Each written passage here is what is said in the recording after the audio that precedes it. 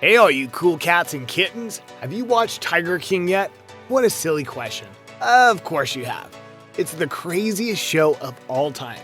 And in a weird twist of fate, it dropped right at the beginning of the COVID-19 pandemic. So everyone on the face of the globe was sitting at home binge watching the Tiger King. What better way to take your mind off of worldwide catastrophe than big cats, murder, polygamy, illegal wildlife trafficking, and country music? A story this insane cannot be covered in 7 episodes, so we're going to try to fill in some of the gaps in the story.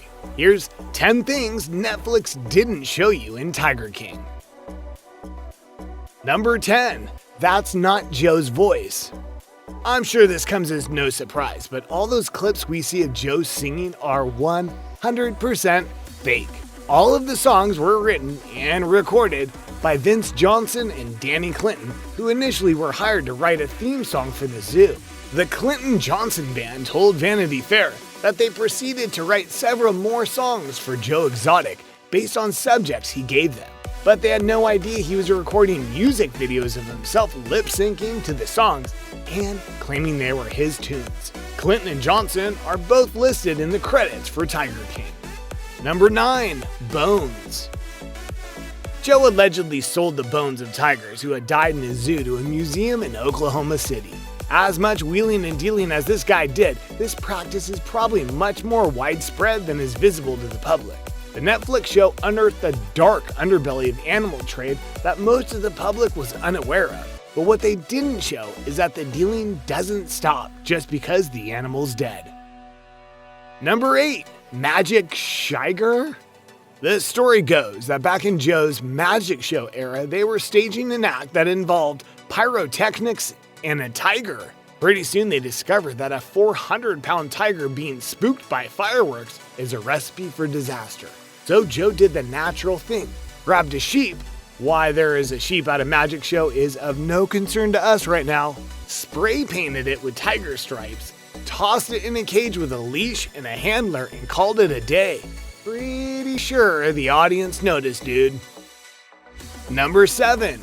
Carol's boyfriend, Jay.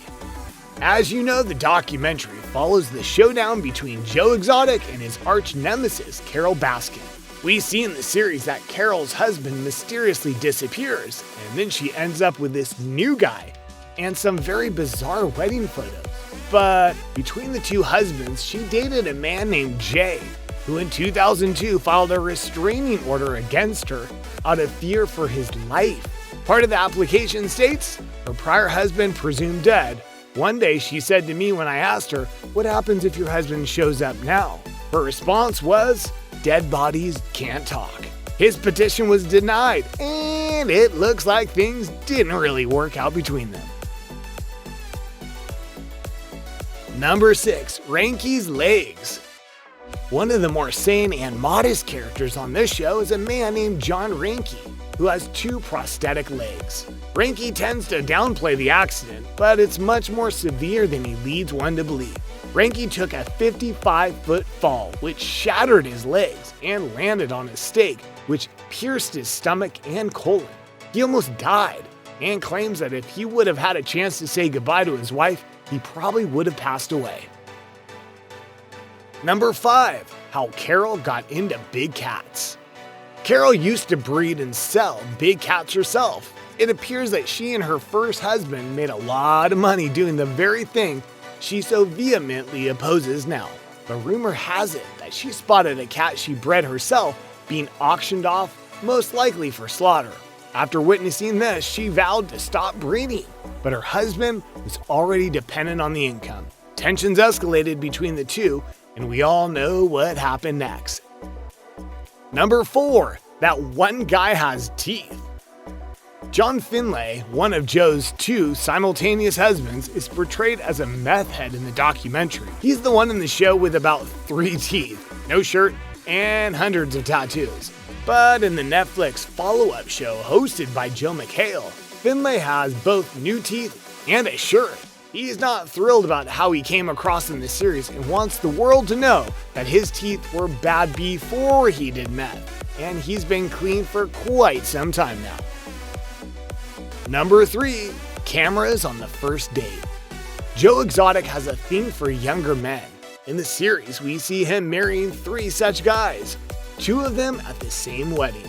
His current husband, Dylan Passage, is seen in the documentary on his first date with Joe. Come to find out, he apparently was not warned that there would be cameras. Some might say this should have been a bit of a red flag. Joe wrote it off as just something he was recording, but little did Dylan know how famous he was getting ready to become. Dylan remains married to Joe, but says the couple has discussed his moving in with Joe's support if the right person comes along. Wonder if he'll take cameras to the first date. Number 2. Jeff Lowe's Nanny. Jeff Lowe's persona tends to be overshadowed by the bombastic Joe Exotic, but Jeff and his wife Lauren lead a pretty weird life. As the couple's preparing to have a baby, Jeff tells Lauren that she can have a nanny, but he gets to pick her because why not have someone around the house who's enjoyable to look at? Why don't you just come right out and say it, Jeff, you old dog? This series ends before we see much of the job search, but obviously, Jeff is looking for a young, hot nanny. And well, mission accomplished. Number 1, there's another husband. In addition to 3 husbands seen in the show, there's an even more complex love life behind this tiger wrangler. Believe it or not, Joe and his first husband, Brian Ryan, met before all the tiger stuff when Joe was working as a security guard and was a much different person.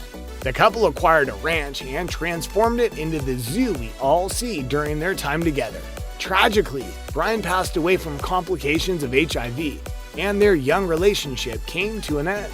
Many say that this is when Joe Schreivogel transformed into the over-the-top character of Joe Exotic and began using the tigers and his image to gain attention. I'd say Joe nailed it because we are all paying attention. I think it's safe to say that this is one of the wildest, craziest, and, may I say, exotic shows you'll ever see. And I think from what we've seen here today, the surface has only been scratched. Rumors of a sequel run rampant, and I sure hope they're true.